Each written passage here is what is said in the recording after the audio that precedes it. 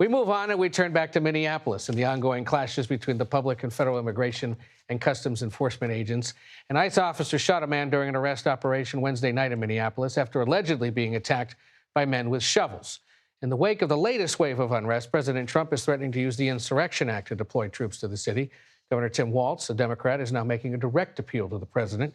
He wrote in part, quote, "Let's turn the temperature down. Stop this campaign of retribution. This is not who we are." He also, of course, addressed the state last night as well. So we turn to Lana Zak, who is in Minneapolis following the latest developments. Lana, great to see you.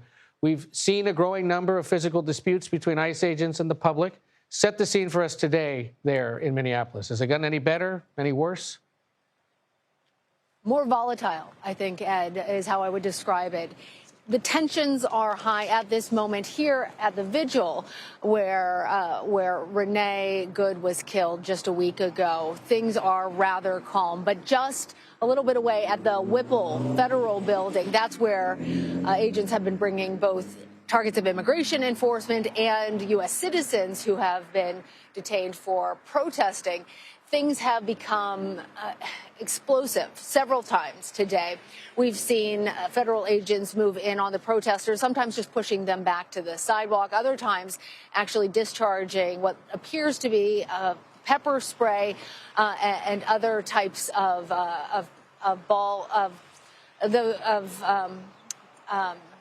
pepper balls. Thank you. Our producer, Sean Herbert, over here is helping me out with that one. But we're still working to confirm some of the details of what we heard. And we have heard some significant stories, including from the state, that have alleged that agents have left a live grenade in a residential neighborhood. That's a pepper spray grenade. But all of this is leading to a situation where it doesn't feel like right now the temperatures are coming down. And just as an indication of that, Ed, earlier today, we saw 3 men walking down the street playing an anthem that's associated with neo-Nazis. Later, they showed up at the Whipple Federal Building.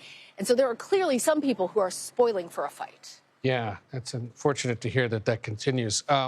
Do we know anything more now about that shooting last night that once again raised tensions and concerns that there would be such violence? In case, again, ICE agent shooting a Venezuelan national.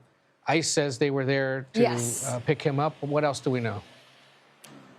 Well, we know his name now, Julio Cesar Sosa Solis.